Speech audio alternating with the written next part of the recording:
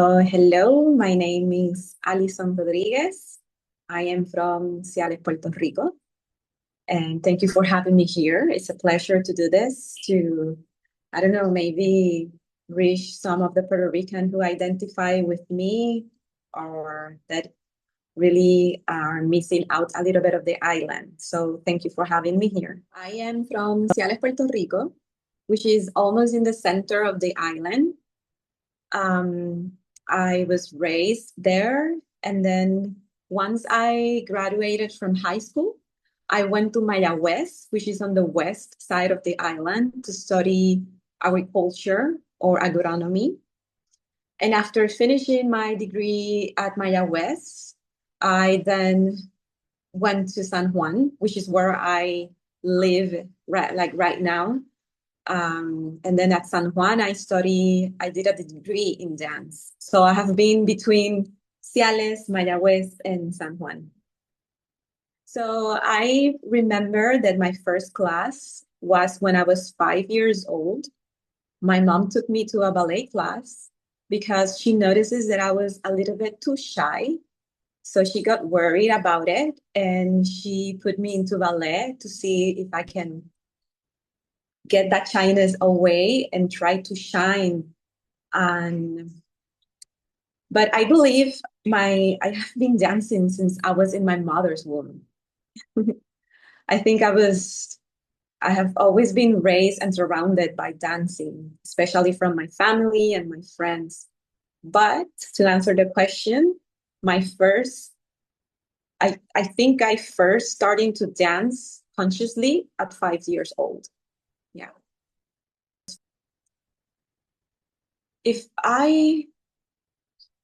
Consciously, I know who inspired me to dance, especially salsa, which is Tito and Tamara. You know them, but they are pretty well known around the world for being really great teachers and performers. So Tito and Tamara, I remember I was watching TV. I think I was maybe like 16, and I already took some ballet classes, jazz classes, and hip hop classes. But at that point, I didn't knew that salsa could be dance elegant and so beautiful as Tito and Tamara was doing it at that moment. And I just watched them on TV dancing, and they were my inspiration to start dancing salsa. I was around 17 or 18 years old there. Yeah. Dancing has been my modus operandi. I can't imagine my life without dancing, at least at some point during the day. And that passion leads me to understand and to practice different styles of dancing. So in every style of dancing, I always have someone in particular who really inspired me. Like, for example, in salsa, I have Tito and Tamara, who inspire me a lot, Jason Molina, Jessiquita Quiles, which is a Puerto Rican. All of them are Puerto Rican, but Jessiquita lives out of Puerto Rico now. She's dancing around the world. And then in Bomba, Leonel, I don't know if you have heard about him, but Leo Villanueva, he inspires me a lot in the bomba scene. And yes, I have been dancing. I love to dance, so I have been always exploring the different styles. So I have a lot of names of who inspired me.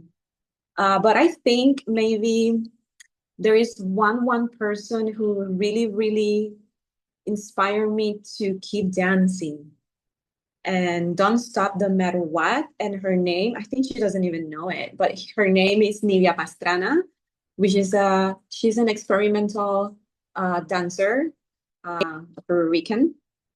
And I met her doing my bachelor degree in dance. And she just like gave me the key to be free while I dance, be myself, like really Allison. So I think she has been my inspirations maybe the past like 10 years. Yeah, Nidia Pastrana. Of the dancing members of Claro que Baila. That's a reality TV show. It was held last year, and I think it's going to be done again this year. So the experience, it was really tough. It was really tough. It was really, really reality show. It was hard work, but fue muy gratificante. Like once the job was done, I felt so happy to see all of the co-stars dancing, feeling better about themselves. Just watching them and see that they have like the tools to actually dance and to believe in their bodies to move. It was really beautiful at the end.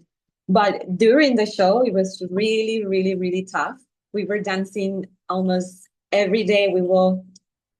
Sometimes we have to teach a choreography to a artist in less than 24 hours. They have to present the choreography on live on TV. So the pressure was on for me because I wanted them to do a good job, and for them because they want to appear as like perfect. So it was tough, but it was fun and really gratifying at the end. Needed to Dancing with the Stars, but Dancing with the Stars, the dancers, they have 1 week to practice their choreography. And they work with a dancer, and then they have a choreographer who tells them what to do. But in Claro que Baila, I am the dancer, I am the choreographer, and the co-stars is with me all of the time. So I have a ton of work. And plus, we have to do sometimes choreographies in less than 24 hours. So it was a lot of stress. Feedback, because this is a long story. All right, so I have always been dancing since I was 5 years old. I think it was love at first sight. And then after I graduated from high school, I noticed I was the kind of person who couldn't be in one place all of the time. It was really hard for me to be in one place every day doing the same thing. So once I graduated, I started to search for a degree that really matches my energy. And I started to study veterinary. So I wanted to be a vet. I wanted to be a vet. And then I noticed that the veterinarian life, it's actually being in the same space, doing the same work all of the time. So then I took a class of plants, and I fell in love with it. I fell in love immediately. In less than 1 month, I changed my concentration and I changed to agronomy. And during my study in agronomy, I discovered a group of students. Let me see if I remember the name of it. Oh yes, se llamaba Estudiantes Agricultores. I don't know how to traduce them well. Like students who farm, So I started to work a lot with those group, and I think it was a lapse. That was the lapse of my life that I less dance. I was doing more soil work and farm work than dancing because I was so in love with it. But I was always, dancing too. So that's how it started with agriculture. Yes. Okay. So going back again with my story of how I was very integrated with the group of estudiantes agricultores.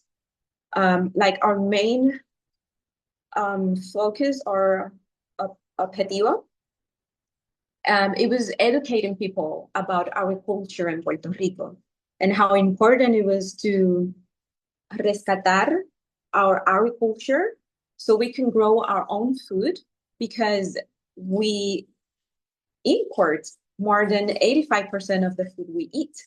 So when I was with that group, I actually loved the job of educating people. So once I finished my degree, I went straight to work on a farm on Lajas, which is on the southwest of the island. And then I went to San Juan to study dance. And while I was studying dance, I was trying to reconnect with the group of estudiantes agricultores. And one of the leaders of the group was Ian Pagan, which is the character who developed the educational program of El Josco Bravo. So I was reaching him out again, like, hey, I would like to, to keep that work that I was doing when I was doing my agronomy degree. And that's how I got in touch with it again. And now I have been 5 years working with El Josco Bravo. They have it's one school, like the main school is Alto Alta, but they have like right now I think it's 9 schools throughout the island. So I am at a school of the Josco Bravo, which is in Tua Baja. Farmers are used to this kind of now I'm going to have to speak in Spanish because now I don't have the words. Los agricultores en Puerto Rico son muy resilientes, así que han aprendido a través de los años cómo nuevamente volver a sembrar, volver a caer nuevamente en su producción a su ritmo normal. Así que después de María, sí hubo una caída en la producción, porque la verdad es que María fue un huracán muy fuerte y hace tiempo no se veía un huracán así. Pero no sorprendentemente, pero quizás sorprendentemente para muchas personas, agricultores agroecológicos, que es el tipo de agroecología que el Bosco Bravo promueve, fueron los agricultores que primero pudieron comenzar a restablecer su producción, precisamente por los métodos que utilizan dentro de sus fincas. Así que, to answer your questions, I think in terms of agriculture, the agroecologist farmers were able to establish their production faster, and the other farmers were dealing a little bit more with how to reestablish again the production, and waiting for some funding for them to restructure their farms. But at the end, I think it was really hard for everyone. Yeah, yes, it is possible, of course. I think we can even be able to produce everything that we need to survive in the island without any exports. Well, we definitely would need to change a little bit our diet, maybe eating less meat. But if we diversify our diet and we rescatar the land for farming, we have the complete capacity to produce our own food. Yes. And I think we could be even more sustainable if we can work with the island who are near to us, and work as a big archipelago. Yes, of course. And we, Puerto Ricans, we do like to work because we do it with a lot of love and passion. So yes, you feel like this is calling you, and if you are in Puerto Rico, there is always an open convocatory and at the end of the year. So you have to be watching the Josco Bravo page on Instagram, because at the end of the year, maybe from October to December, they're gonna open a convocatory where you can send them that you're interested in being in the course. So every year at the end of the year. If you are out of Puerto Rico, I am pretty sure there should be some agroecology movement pretty close. Maybe it's your neighbor and you didn't even notice. Yeah, this is actually the second time I work with him. I did a music video with him like 5 or 6 years ago. But for the people who doesn't know, the way people get into this kind of work or productions is through a talent agency. So I formed part of a talent agency. So my agent, he called me and he told me they were looking for a professional salsa dancer and that he think I should do the casting. So I did the casting and then I got a call back, which is another casting to know me a little bit more as a dancer. So I passed both of the castings. And the thing is that throughout all of this process, I didn't knew for whom I was going to be working.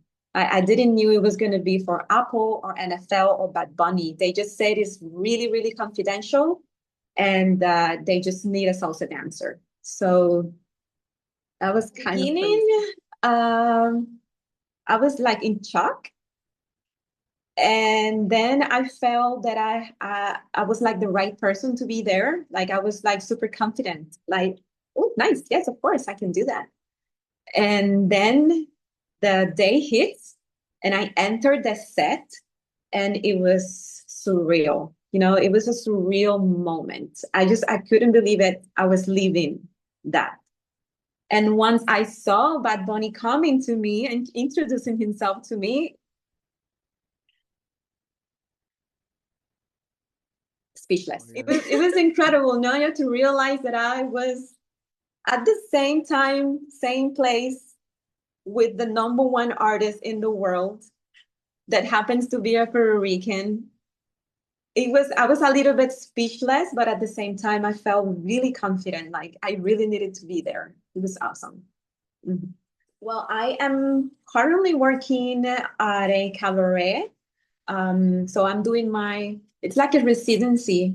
I'm doing a 1 year residency in a cabaret show, and I'm doing some salsa cabaret over there, and I'm doing some pole dancing too. I'm a pole dancer. Uh, so yes, that's like my biggest project right now. And I think I don't have more time to anything because I'll be there for 1 year since Thursday till Saturday. And the rest of the days I will be just working with the Hosto Bravo and maintaining myself as a professional dancer, you know, like training. I think that at the beginning it's gonna be really hard because we're gonna have to learn to actually listen to each one of us. And that's gonna take a long time to understand the roots of the situations we are living at this moment. But I think we are going to be able to actually aprovechar.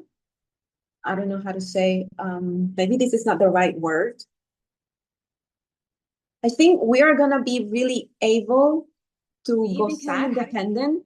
We can actually enjoy Puerto Rico. I think we're going to feel empowered, and that empowerment is going to open us the door to enjoy our space, which is something that we don't have too much time to really enjoy our space because we feel like we are surviving, which is the majority of the feel of everyone who lives in the island right now. We try to enjoy it, but it's really hard. So I think that if we become independent, it's going to be really tough at the beginning. But at some point, because we're in power and we are independent, we're going to have the time to really actually enjoy our space. So yes, being a Puerto Rican means hard work, which is traduced to having some hope, but actually that hope means hard work. It doesn't mean just having hope, just work towards that hope. And it means friends. It means having a friendly neighbor. It means knowing how to cook delicious food. It means know how to suffer, but at the same time, know how to enjoy life. Means so many things. I think I am proud of being Puerto Rican because we are so diverse. And maybe from the outside, it looks like we look like brothers and sisters who doesn't get along. But if you go deep through our daily life, we love each other, you know, we like to see our neighbors to be good. So I'm really proud of Puerto Ricans because of that, and because of the same thing that I said earlier, that there might a lot of Puerto Ricans dream of hope, but another large group of Puerto Ricans work towards that hope. So I don't know if to call it resilience, but maybe it could be something like resilience. So I love that Puerto Ricans are like that. We are hard workers. We are super smart people, and we know how to dance. So I'm really proud of it. Gracias por tenerme.